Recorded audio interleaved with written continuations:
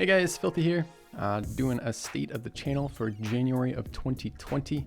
Have a fair amount to talk about here, so I expect this will be a longer one. I want to start off by apologizing to you guys. I understand it's kind of a weird business relationship, but nevertheless, I think of it as a business relationship. I produce content, you guys show up and support me to produce more content, and I'm not producing the content that I said I would be producing during this time period. I don't like that. I don't like being inconsistent with what I promise and then what I deliver.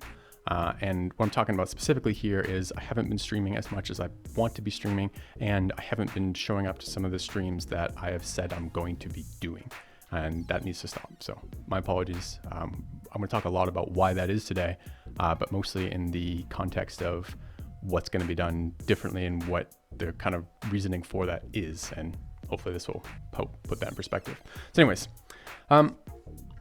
I think, okay, so maybe we have to do a little bit of genesis for this, right? Which is, all right, at the moment, what I'm feeling is I'm feeling a lack of content. I'm feeling like I don't have something to present right now, and I don't like that. I don't like being in that scenario where I want to be streaming and I have the systems in place for streaming, right? I've got, a great editor, more about that later. I've got, a community manager for this. I have the drive, passion, and interest in streaming, but I don't have a game right now to be streaming for you guys, and that sucks. There's a lot of games out there. So this is clearly a issue of selection and searching more than it is an issue that's an insurmountable issue, right? So especially as a variety streamer, right? And more about that later, but we'll get to that. So I think after doing this now, I don't know, we're like 6 years in, something like this, doing this full time, and it's incredible, and I'm super glad to be doing it, and I want to be able to keep doing that. And I reflect on this pretty much nonstop, thinking about the channel, thinking about the content, thinking about what's next, what am I doing, what am I interested in, etc.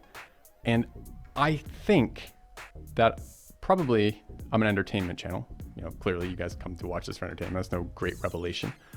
But I think what the brand of entertainment that I present, I think, is passion, right? I think it's that, right? Why do you come and tune into my channel? Why do you watch my content? I do a lot of educational kind of stuff like guide videos and whatnot, and those seem to be very popular long-term because they're really in-depth.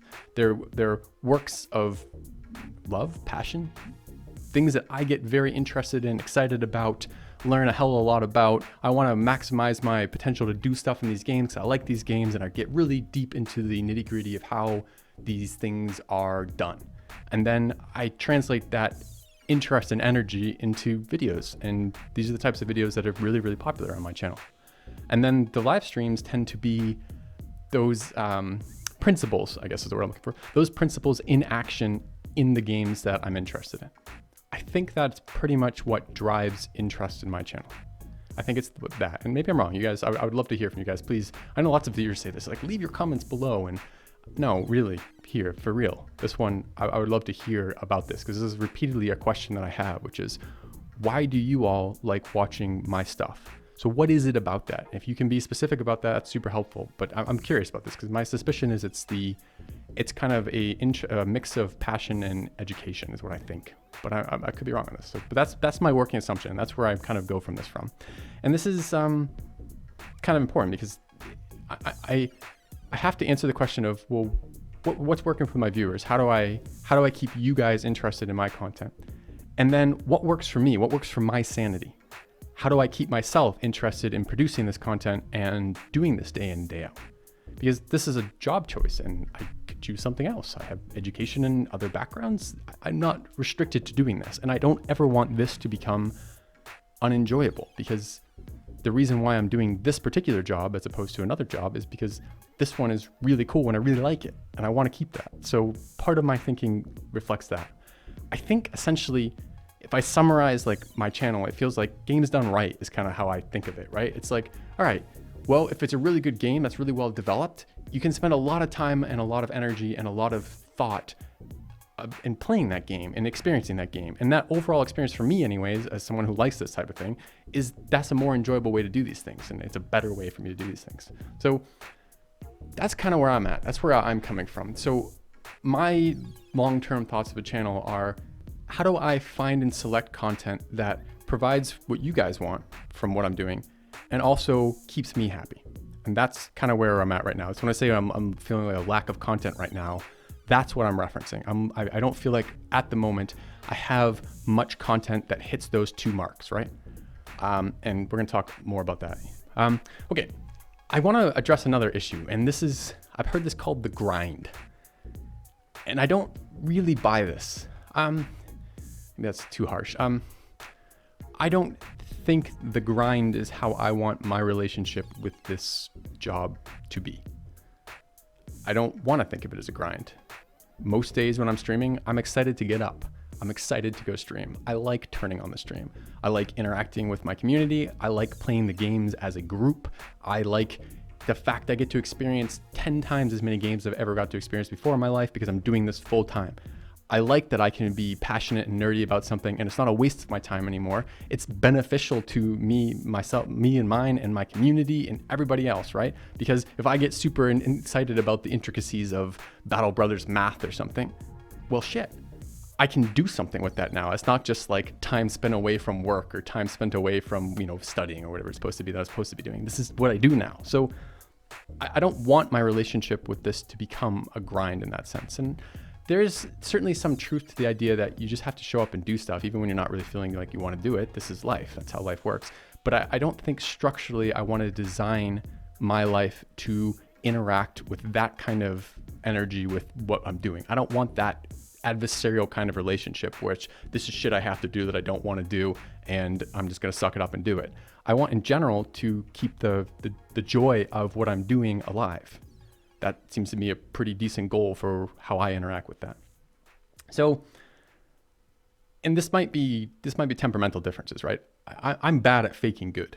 And what I mean by this is, let's say my wife and I get in an argument and we have to go somewhere after. And I blame her a little bit for this, but who knows, right? Which is, I think she some of the times picks moments where we don't have a lot of time to reflect on something to get hostile about, but maybe not. But anyways, it doesn't matter. It's irrelevant. So we get in an argument right before we have to go somewhere. And, at the end of it, neither of us are particularly happy about the state of things. And then we have to go somewhere and be somewhere in public. Like, let's say we're visiting her family or something, right? So now we're around people. And what that means is very difficult to resolve issues that have been brought up because there isn't the time or place to be doing that publicly with a bunch of other people around. You're part of wherever you're going. You have to be part of the event, etc. She's really good at, I call it faking good, which is essentially she acts like nothing happens or nothing has happened. Sometimes to the point where I'm like, are we still fighting? Like, I don't even know. Like, she seems fine, but she's good at that. That's compartmental for her in some sense of it. Her emotional state doesn't necessarily need to be displayed. Isn't necessarily the way that she has to engage with. She might be feeling annoyed with me or pissed off or whatever else, or upset that we're arguing about something or whatnot, but she's able to continue to engage in the situation in a positive way. I'm much less good at that. When I don't want to be doing something, I don't want to be doing something. And that I don't seem to have as good of an ability to regulate that as she does. And I don't necessarily think that's a bad thing. I tend to be direct about what I want, and I tend to get what I want because I'm direct about asking for it or requesting that or setting up scenarios where that happens. I tend to stay away from scenarios that I know I know I dislike because I don't want to be put in those scenarios, and I know I won't perform well in them. So, but this makes it hard to do something like grind. If I don't like a game, I don't want to play the game anymore. I don't want to grind it out. If I'm bored of the game, I don't want to play that game. I want to go do something else. Like, this is part of how I engage with life. So a part of me hears this sometimes, and I hear this regularly, and a lot of times this is meant well, and sometimes it's kind of backwards, but the idea that just show up and grind, I put the grind in, I put the hours in, and I showed up. And yes, you can't, as a content creator, you have to create content. If you don't create content, no one can engage with that content. So yes, there is some minimal amount of just being there that's important. But right now, this is a pretty heavily saturated market in terms of people producing content. You can watch any game at any time from dozens of content creators. You can watch dozens of different YouTube videos of pretty much any game that you'd be interested in. So why choose one? Why choose a specific content creator? Some of it's convenience. You want something on the background, turn on TV, whatever, sure. It's just something to fill the space as you're gaming yourself, or some background as you're at work or whatever else, sure. And that's not quite as selective. But even then, you're still probably selecting for something. Maybe you want to watch a stream that has some music, or somebody who's an upbeat personality, or, you know, whatever else. The more I force that, the worse it is, I think, as a product. The more I fake good in terms of not actually liking or engaging with what I'm doing, the worse I think that is as a product for y'all. And I don't want that. I'm not interested in that. So some of that is probably my ineptitude at faking good. Some of it is the type of relationship that I want to build. Like, what does success look like to me? I want to be able to make a living doing this, and I am making a living doing this. And I want to enjoy it. I don't necessarily need that to translate into the biggest streamer, or the streamer with the most subs, or the streamer who's making the most money. I don't want to become Kriparian. I don't want to become someone who is doing the content not because they don't like the content anymore, but because the content has made them successful. And that's their way of looking at it and going, well, I want to be successful. I want to make money. I want to be able to do this. I want to, be able to retire one day, etc. And I'm willing to just grind out doing something I hate right now indefinitely for that. I think if I get to that point with streaming, I think I need to do something besides streaming. And I'm not there. I'm not anywhere near that, but I don't want to push in that direction either. I don't want to become that. That is not where I want to be. So I guess when I look at what does success look like to me, channel size matters and the numbers matter. So when I turn on my stream, it's really nice to have a large number of viewers there, a large number of community there. And it certainly matters financially, right? Like below a certain level, it's not sustainable. Beyond a certain level, it makes me have a lot more confidence in the future of doing this, etc. But on some level, there's limits. If I look at boundary conditions of what I want to accomplish and what I want to do, there's limits to that. I'm not willing to compromise certain elements to get to that location. So I don't really buy the grind as applied to this for me. If this were a more traditional job, maybe, but it's a job that I've self-selected into based on the fact that it is something that I am passionate about. And if I feel like, that the saying is like, it's basically, if you're passionate about work, you'll never work another day in your life. And where I don't actually think that's totally true. I do think if you flip that around, it's probably true. If you flip your passion and to make it into work, you'll probably never be passionate about that again. And I don't want to be going down that route. Okay. So, and again, like, I think about how I engage with everything. I'm a strategy gamer, right? Like, this is how I think about things in life. I think about them as systems. I think about them in terms of how do I want to work through this? So for me, what do I want to build, or what do I want to adapt to with this? I want to take the fact that I like these things about gaming and about streaming, and I want to run with those. And I don't want to twist the channel towards a direction where I'm doing something I don't want to do. I don't think I need to. So we'll see. So right now, the problem as I define it is game selection. There's a lot of games out there, and there's a lot of great games out there. And game selection is probably the biggest challenge right now. And this has been something that I haven't been doing well in the last few months. And part of it is it's not particularly accessible in a sense, right? The ways that I look for content are, some of it's word of mouth. So the Discord channel is really good for that. This is people basically suggesting games that they think I might like or they'd like to see on channel. Some of this is like the industry hype. Some of it is through websites, a lot of times for streamers that are like key distribution websites so that they'll promote games as they come out. Some of this is direct contact through emails to my business account. This type of thing is how I look for content right now. But we need to be doing this better. I need to be doing this better on my channel. And this year has been a good year. Like, I hired a community manager, and this is one of the tasks that I will be working with my community manager to do better. The problem is it doesn't help me at this exact moment, but this is the crux of the problem. And certainly if you guys have information or suggestions about games in general, Discord's good for that. But if you have suggestions about the system in place for looking for these, that's also something I'm open to hearing feedback about.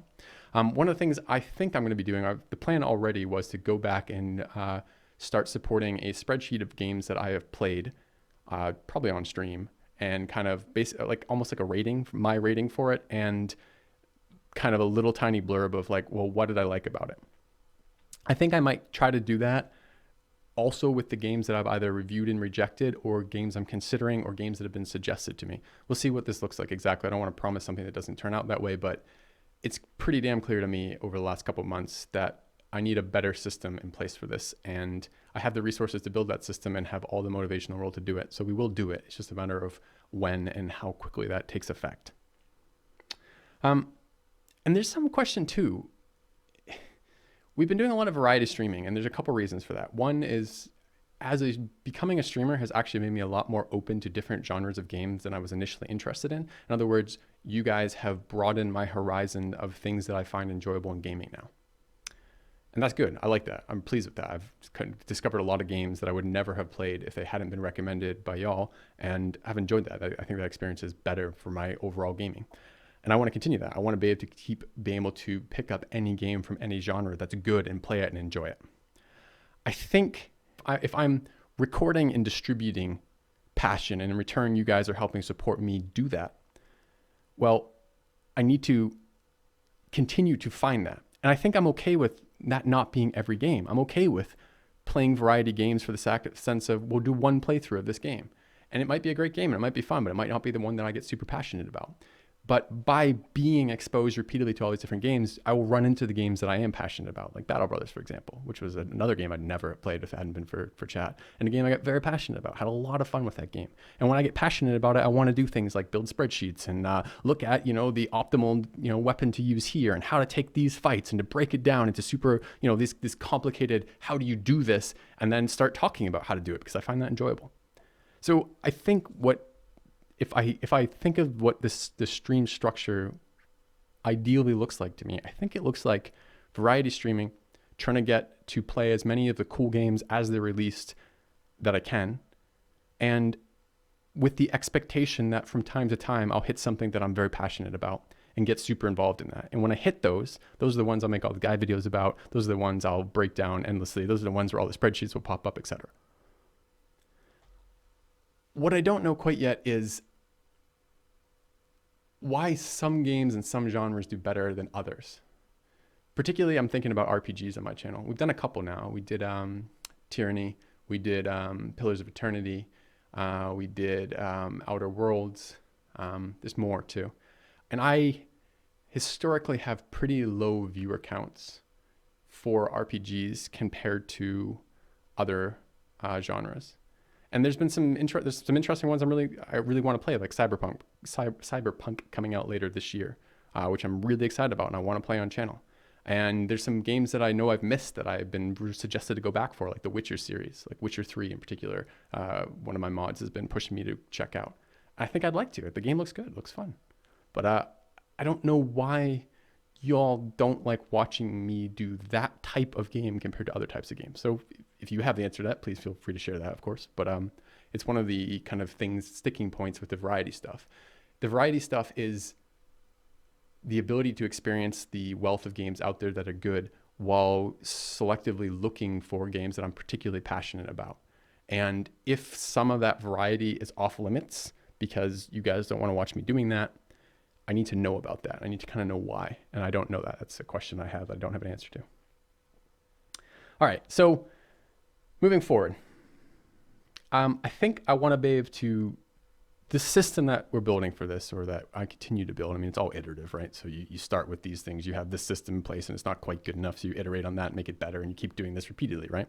So for the game selection stuff, what I want to be able to do is this. I want to be able to bank future content in the sense of, all right, we're in the middle of a season of Battle Brothers and we want to play another season of Battle Brothers afterwards. But during this month that we've done this, 2 other games that we want to play have come out. I want to be able to kind of keep a running tab of these things and be like, okay, when we finish the Battle Brothers, we're going to go check out whatever it happens to be, Cyberpunk as it comes out or something.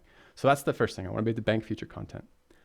I want to be able to vet future content to some degree. This one's tricky because I've done this mostly offline in my own time, but I haven't had a particularly good success rate.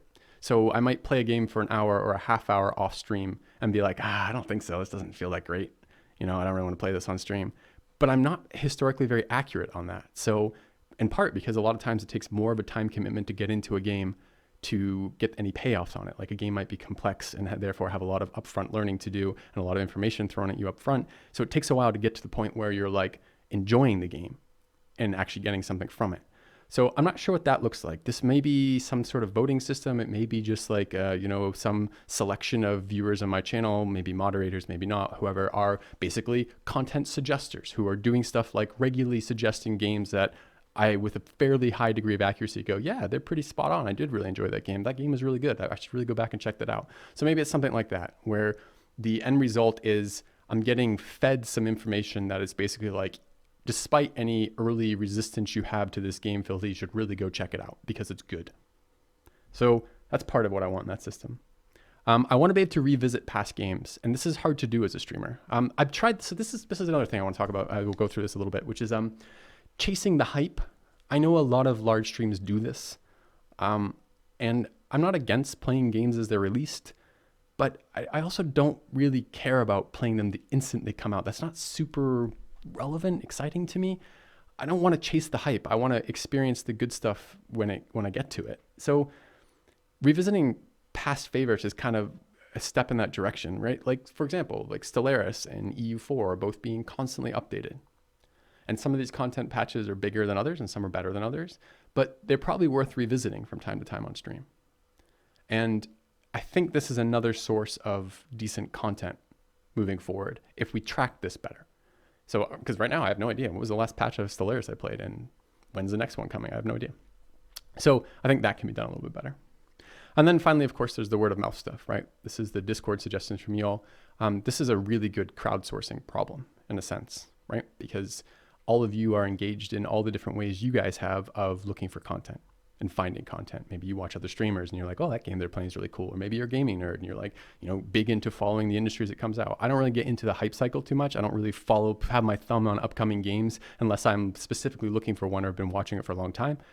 And lots of people are just better at that than I am. And I'm really happy to crowdsource that portion of it. So maybe some of it is increasing the engagement of the Discord channel for suggested games. And I think I can help increase that engagement by giving the visible feedback of maintaining a list that shows, hey, you guys suggested that. And it feels like from your perspective, you're just shouting into empty space. But actually, Filthy looked up that game, looked at it, went, meh, I don't think so. It doesn't look that great, and ruled it out. And maybe that was wrong. Like maybe I didn't give it its due diligence for that or give it enough time to do that. And if I get enough people being like, no, Filthy, we really think you'd like this game, maybe at some point I just go do that anyways, So part of that seems to be there. So I'm working with my community manager on how that looks as a recurring, sustainable system for guiding content, because I hate being in this scenario where I'm ready to go. I wake up, I'm ready to stream. What am I going to stream today? And I'm like, well, I got a couple hours left of Frostpunk, but I don't want to waste that all at once because I don't have a lot of other games lined up right now. And I don't really want to play another Battle Brothers campaign. I'm kind of done with that right now. Need a break from that. I certainly don't want to go play Civ 5. And and it's demoralizing somewhat as a streamer to log on to like dwindling numbers. And this is also something a bit weird because part of this is how you guys view my channel and how I present my channel. In other words, I set the norms for what I'm doing there. If I set the norms as on an off day we're playing another game, it like straight up defines that. It's an off day. It's another game. It's not the main game. I don't want that definition. I want the definition to be something more along the lines of Filthy's checking out Frostpunk today, or Filthy's checking out the Witcher series. And that's not an off game. That's not a down day. That's what I want some of the content to be driven by. I understand it'll be cyclical. There'll be ups and downs. People will have games they like to watch and not. And I need to stay away from some of the games that are totally toxic to stream. But in general, I think that's a pretty reasonable way to approach it. That keeps me passionate about it, keeps me experiencing enough games that I'll run into the ones that I get super into. And also I think it's a fairly useful thing to do as a content creator. I have more time to do this than you guys do to do this. And I get to distill information for you guys, I guess it'd be like that, to let you guys take the shortcut of being like, hey, Filthy recommended that game and he's got a bunch of videos on how to get into it. Now I can go have that experience and have fun with that game without having to have either learned it for yourself to begin with or have found it or to have sorted through the 10 misses for every hit. That to me is useful, I think, as a content creator. I think that's a useful service for me to do. All right. Next topic here, which is related. They're all related. This is kind of where my channel's at right now, and I want to kind of give you a look behind the scenes right now because I hate how inconsistent I've been recently, and it bothers me. Channel structure. So this year, let's talk about this. So I went through 5 editors in the last year. I'm finally on my 5th editor here. This is Ralph. Ralph's fucking awesome, by the way, guys. So I want to talk a couple things about this. One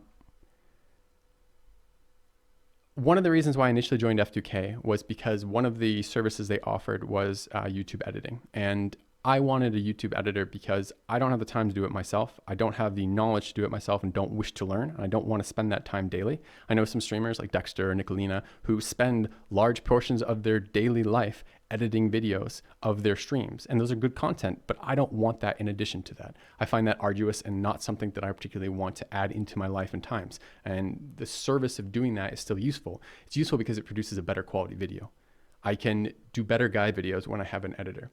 I can do things that aren't one take, which is really, really useful because inevitably you screw something up or say some, mess up some speech pattern or something like that.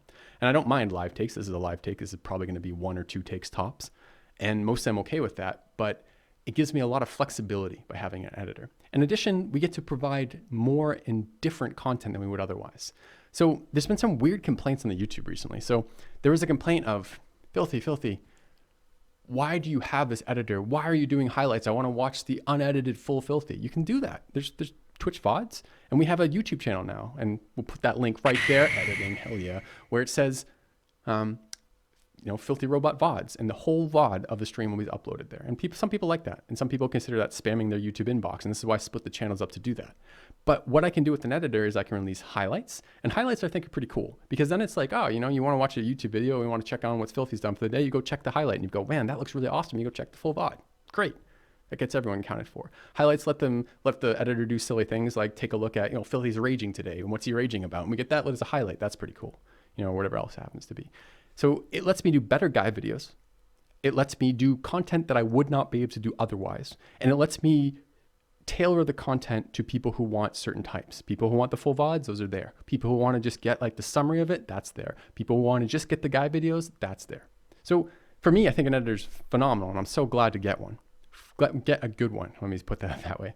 So, because I went through some weird things, and actually, the first guy that F2K assigned to me, he had an idea of what a YouTube channel should be.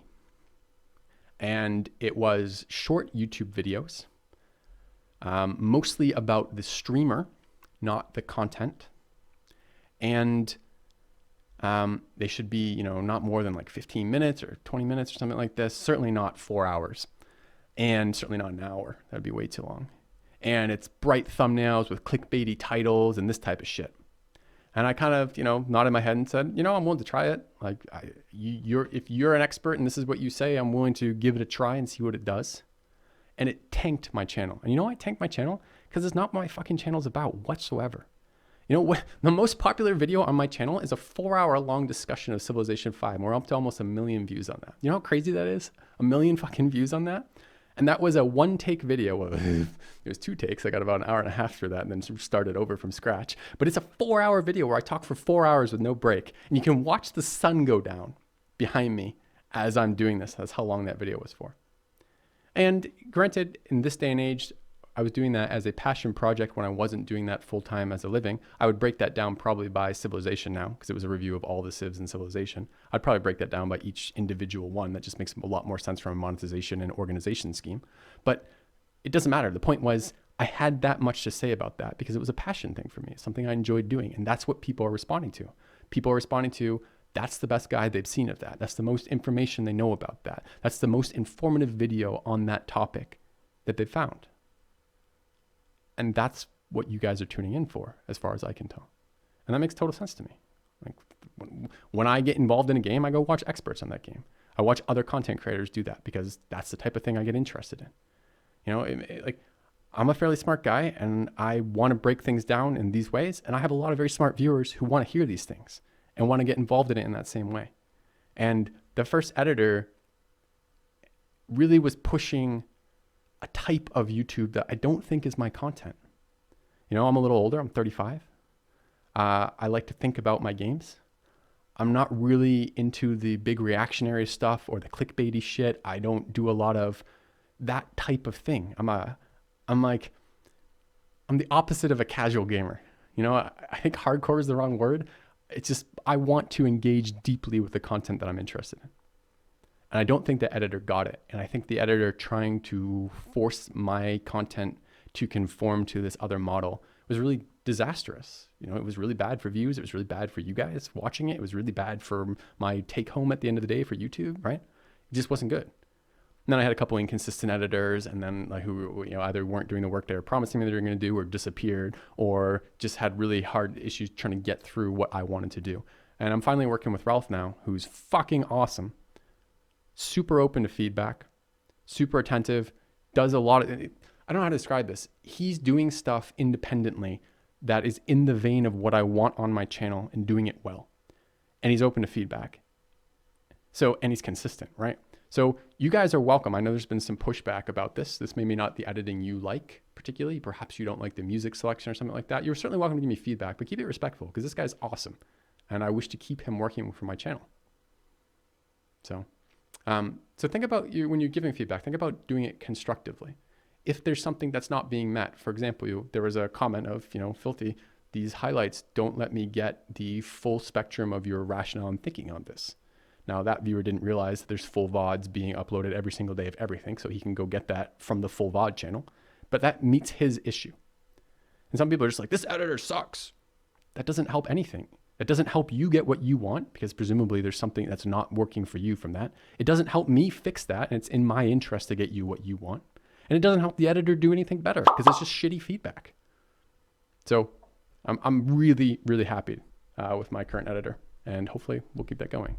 And I'll blink twice to let you know I need help because I'm being held hostage by my editor. All right. Oh, and also, I think that model of the internet of people only have this little tiny finite attention span, only want to watch these immediate blurbs is wrong. Like, think of like the popularity of like Joe Rogan, right? With the huge long form podcast stuff, right? Where the people sit and talk for 3 hours about something because they have the depth of something to say for 3 hours about it.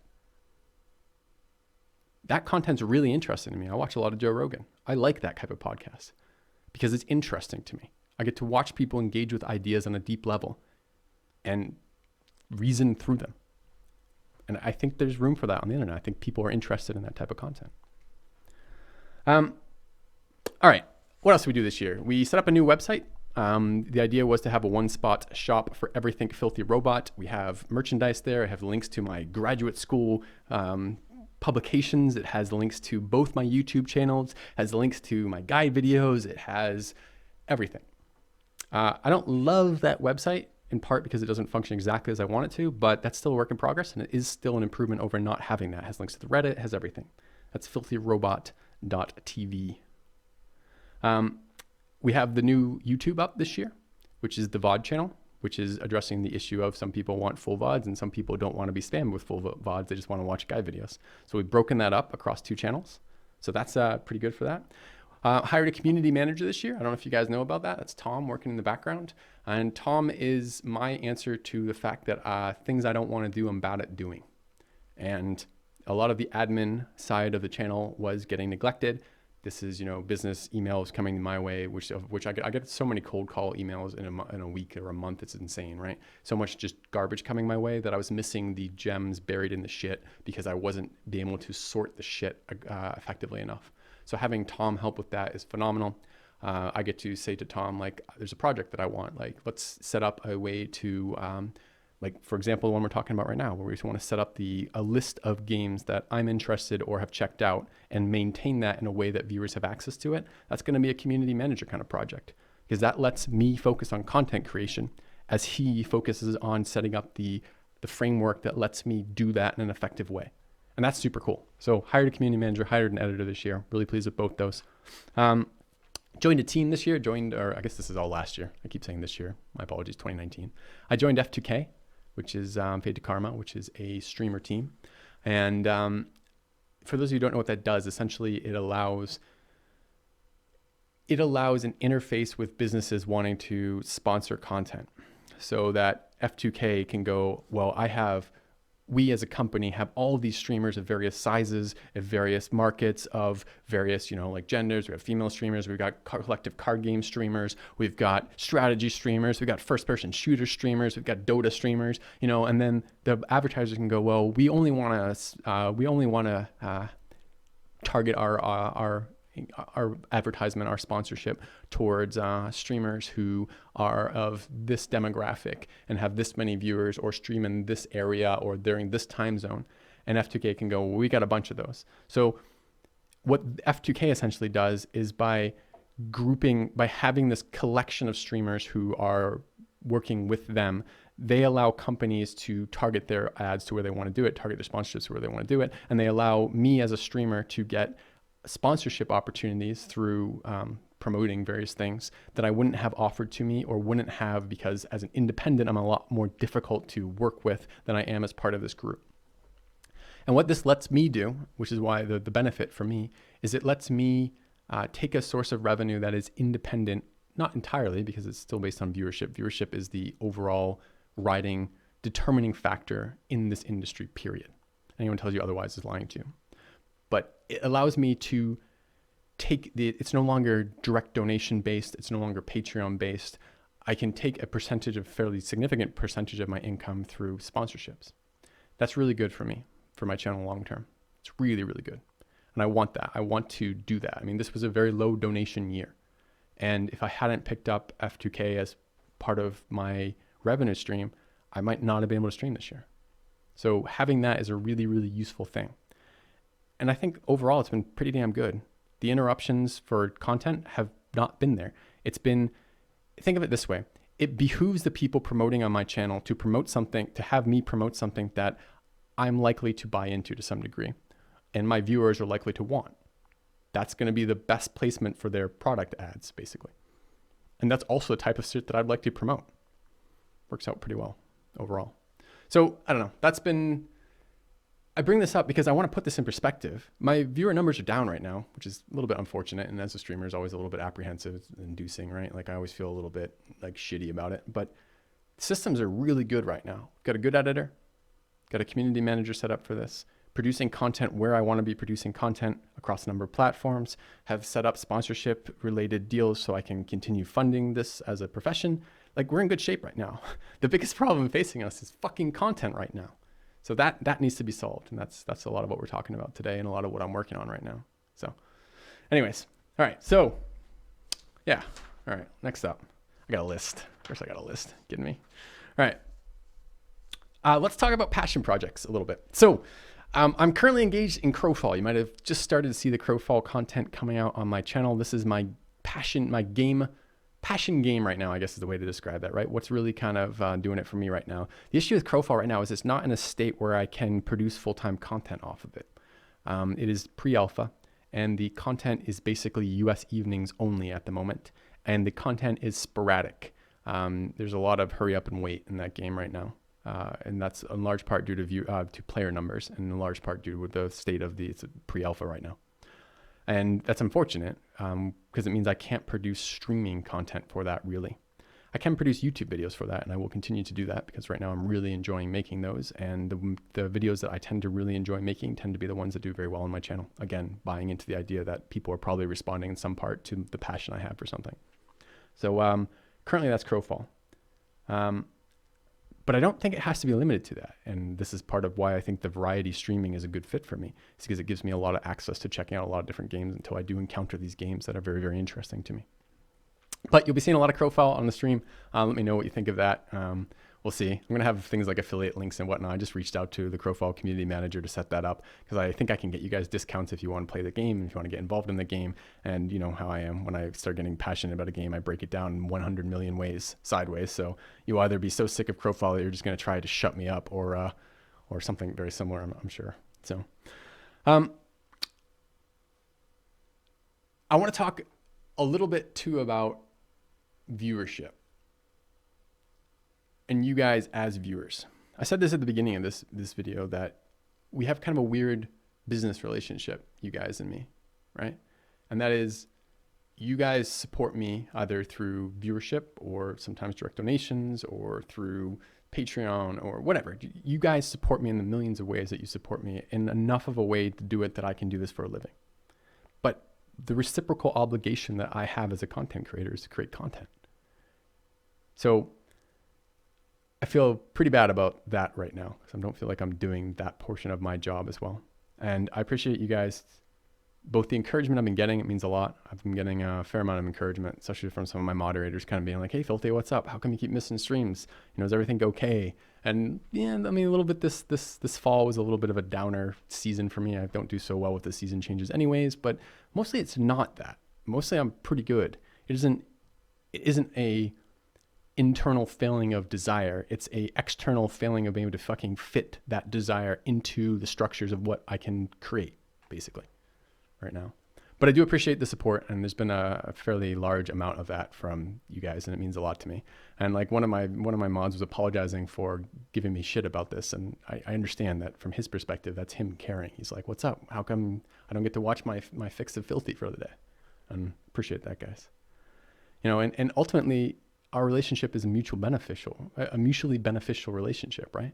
You guys get to tune in for entertainment and breakdowns of games, and I get to live and make a living doing something that I'm passionate about. And ultimately, both of us are incentivized to keep that relationship working, which I think is the best type of relationship, the mutually beneficial relationship, because you get to not worry about motivation as much, because it's clearly in both parties' best interest to be doing that.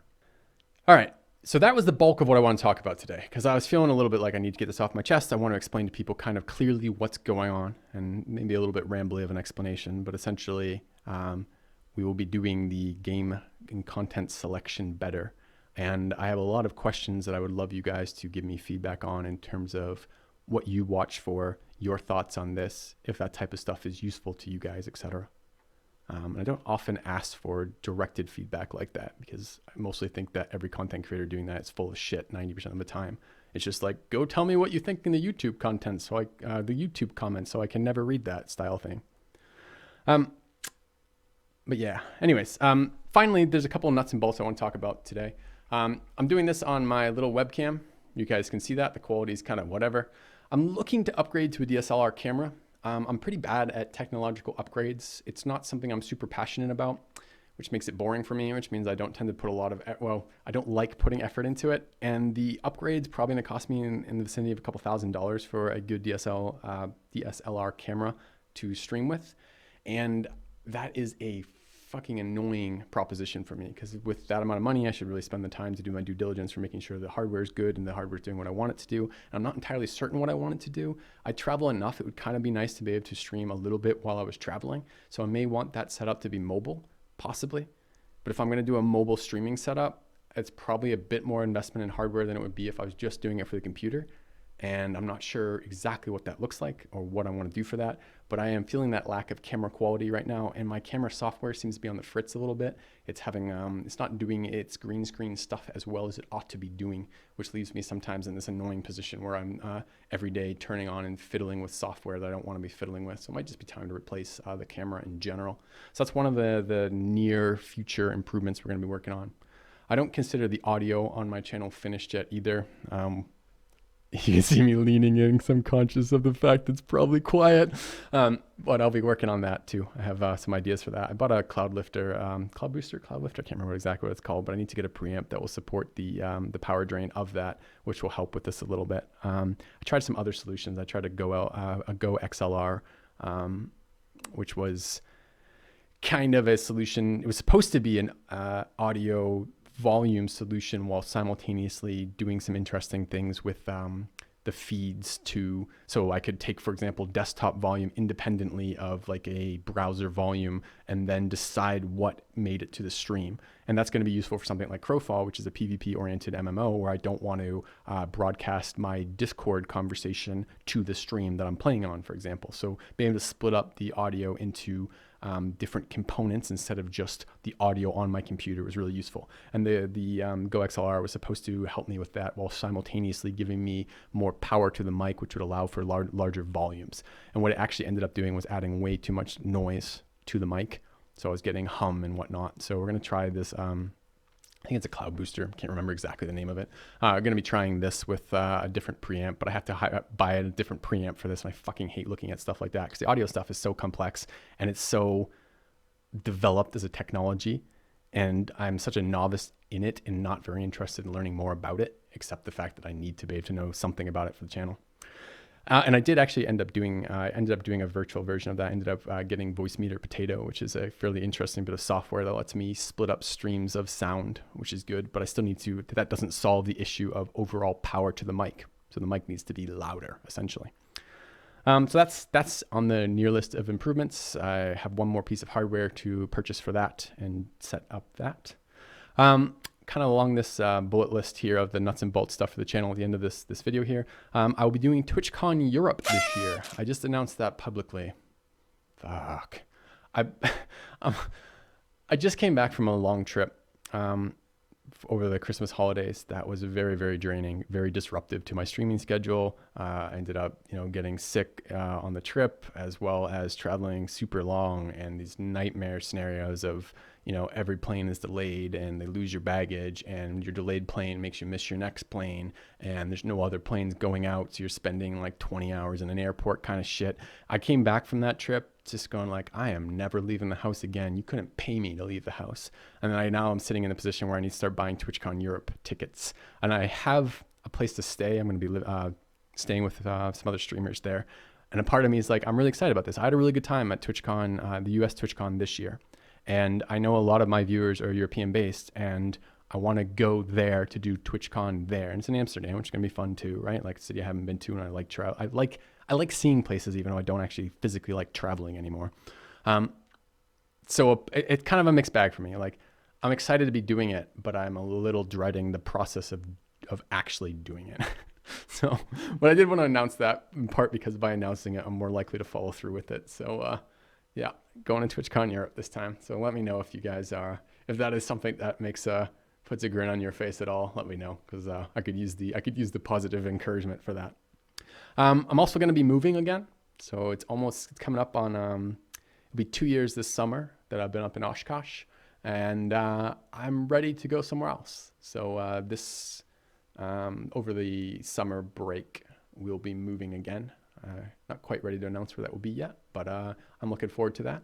Might get closer to a climbing gym again, which will be pretty good overall.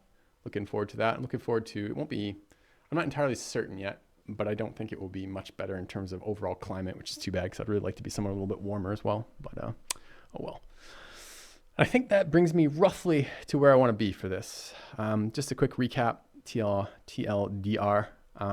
Filthy promises to do better with streaming schedule soon TM, but not immediately because I need to give this system time to take effect. This is a problem of content selection, which in the short term can be helped by suggestions of content that I'm likely to enjoy or you guys likely to enjoy to watch. But it's a bit more of a, overall a bit more than just that. Other than that, channel is in relatively good health, although in part because of the travel, in part because of content related issues, the view numbers haven't been particularly great, which is disappointing as a streamer, but honestly, that's part and parcel of that. And when I define these things as things I don't want to do, like I don't want to grind Civ 5 for the next 10 years of my life, no offense, Grubby, but when I define these things as things I don't want to do anymore, that will limit the outcomes possible from that. I think there's probably a good position to be grinding certain games for certain periods of time. Like Jorbs with Slay the Spire is doing a great job of that, and he somehow stays sane doing it. But I think mentally for me, doing something like that would just not be where I want to be. So, all right, guys, bit long-winded, I'm sure, a little bit rambly, but this is one of the downsides of doing something in a single take. Please leave your comments below. Particularly comments related to the stuff we've talked about here. If you just want to give general comments, I guess that's okay, but I'm soliciting specifically responses to the questions and issues I've brought up here. And let me know what you think about this. I know that sometimes these non-gaming related chats are received kind of poorly, so let me know. Anyways, guys, thanks for watching. I'll see you soon.